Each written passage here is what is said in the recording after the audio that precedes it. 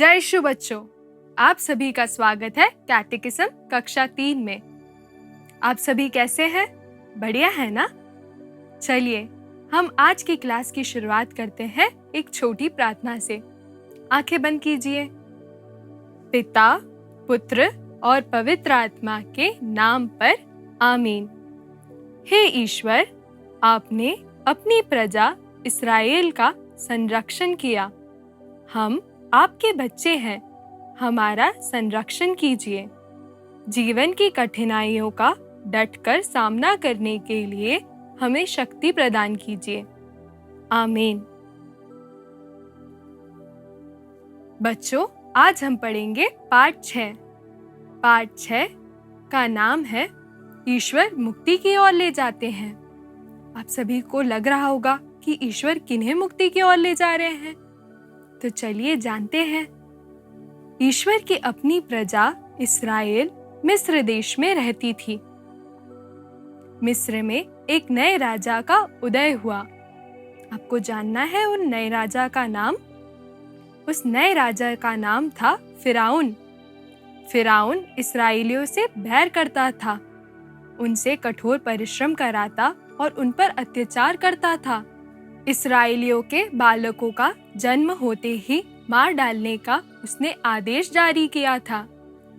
इस प्रकार इस्राएलियों ने मिस्र में कई कठिनाइयों और अत्याचारों के साथ जीवन बिताया। उन्होंने प्रभु ईश्वर से सच्चे हृदय से प्रार्थना की और याचना की कि उन्हें इन कठिनाइयों से मुक्ति मिल जाए। तो चलिए जानते हैं ईश्वर की इस्राएलियों को मिस्र से मुक्ति की योजना। होरेब पर्वत पर भेड़ चराते समय इस्राएल वंश के मूसा को जलती हुई झाड़ी में ईश्वर ने दर्शन देकर कहा, मैंने इस्राएलियों की पुकार सुनी और उन पर मिस्रियों का अत्याचार देखा। इसीलिए आओ, मैं तुम्हें फिरौन के पास भेजता हूँ। तुम मेरी प्रजा को वहां से बाहर निकाल लाओ।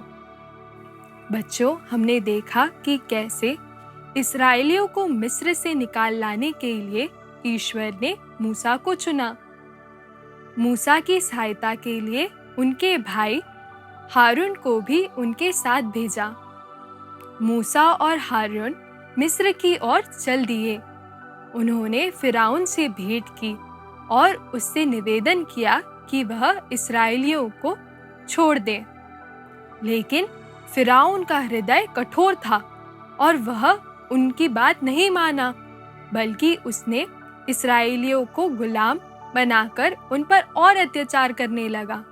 उनका जीवन और कष्टमय बना दिया। लेकिन ईश्वर ने सोचा था कि वह इस्राएलियों को कानान देश लेके जाएंगे। कानान देश में दूध और मधु की नदियां बहती हैं। इसीलिए ईश्वर ने मूसा द्वारा कई चमत्कार दिखाए। 10 विपत्ति में पानी रक्त में बदला, मेंढकों का आक्रमण हुआ, मच्छरों और ढांसों के झुंड का आक्रमण हुआ, मवेशी की महामारी हुई, मनुष्यों और जानवरों को फोड़े हुए, ओले गिरे, अंधकार छाया, टिड्डियों ने फसलों का विनाश किया और पहलौठे की मृत्यु की चेतावनी मिली। आप सभी को 10 विपत्तियों और ईश्वर के चमत्कार के बारे में जानना है। बच्चों, आप सभी अपनी बाइबल में निर्गमन ग्रंथ के अध्याय 7 से 11 तक आज पढ़िएगा। तब आपको 10 विपत्ति और ईश्वर के चमत्कार के बारे में अच्छे से पता चल जाएगा। यह आपका होमवर्क होगा। चलिए अपनी कहानी की ओर चलते हैं। 10 विपत्तियां और चमत्कार देखकर अंत में फिरौन ने इस्राएलियों को छोड़ने का निर्णय लिया। इस प्रकार मूसा के नेतृत्व में इस्राएली मिस्र देश से बाहर निकले। इस्राएली लोग जब मिस्र देश से बाहर निकल रहे थे, तब समुद्र के तट पर उन्होंने देखा कि फिरौन की सेना उन्हें फिर से ले जाने के लिए उनके पीछे आ रही थी।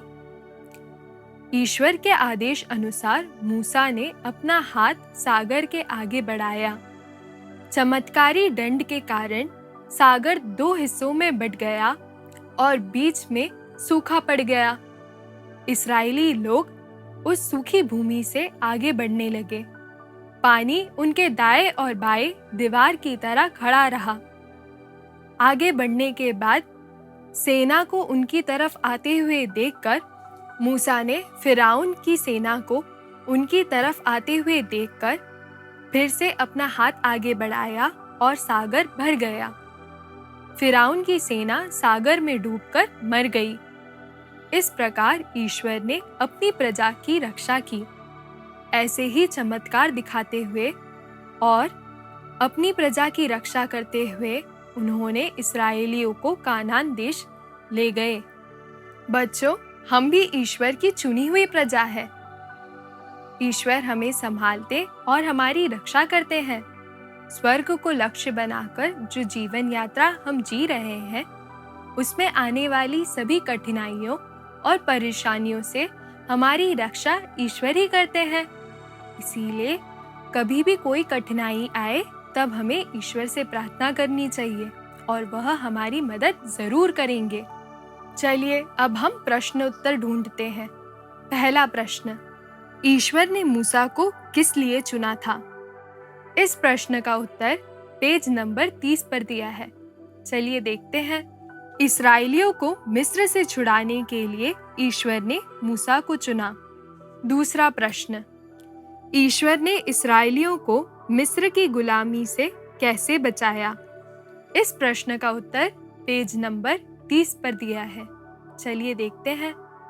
मूसा के द्वारा ईश्वर ने कई महान चमत्कार दिखाए।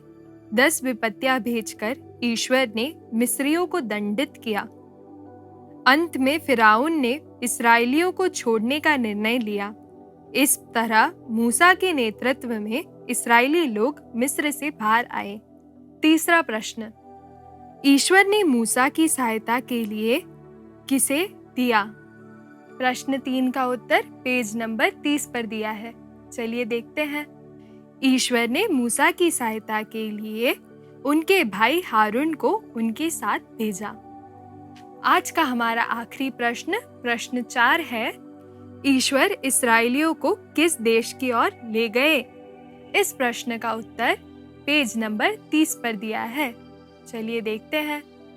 ईश्वर ने इस्राएलियों को कानान देश, जहां दूध और मधु की नदियां बहती है, ले जाने का निर्णय लिया था। बच्चों, इसी के साथ आज का प्रश्नोत्तर यहीं समाप्त होता है। चलिए हम एक गाना सुने।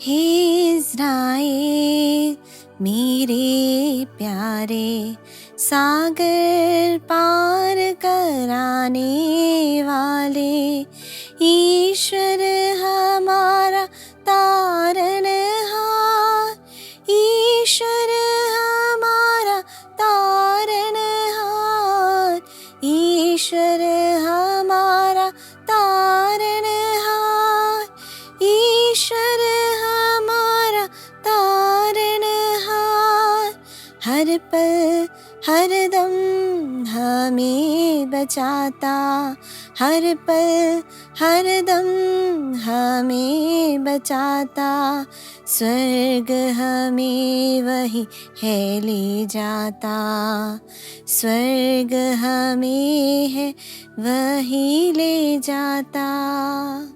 तो बच्चों, इस गाने में भी हमने सुना कि कैसे ईश्वर हमें स्वर्ग ले जाते हैं। आप सभी को ये गाना पसंद आया ना? चलिए अब अगली अभ्यास की ओर चलते हैं।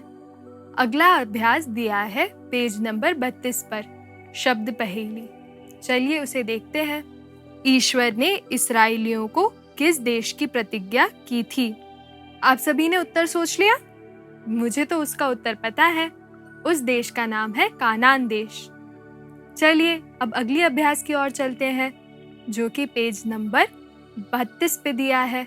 बाइबल पढ़कर खाली जगह भरें। आप सभी को निर्गमन ग्रंथ अध्याय 14 वाक्य 21 पढ़कर यह खाली स्थान भरना है। यह आपका आज का होमवर्क है। तो चलिए अब बारी है मेरे निर्णय की। इस्राएलियों ने विपत्ति के समय ईश्वर को पुकारा। ऐसे ही जीवन में आने वाली परेशानियों के समय मैं भी ईश्वर को पुकार कर प्रार्थना करूंगी। इसी के साथ आज का पाठ हमारा यही समाप्त होता है। बच्चों, ईश्वर से प्रार्थना करना बिल्कुल मत भूलिएगा, क्योंकि ईश्वर ही हमारी रक्षा करता है। चलिए अगली क्लास में हम फिर मिलेंगे। तब तक के लिए जय यीशु।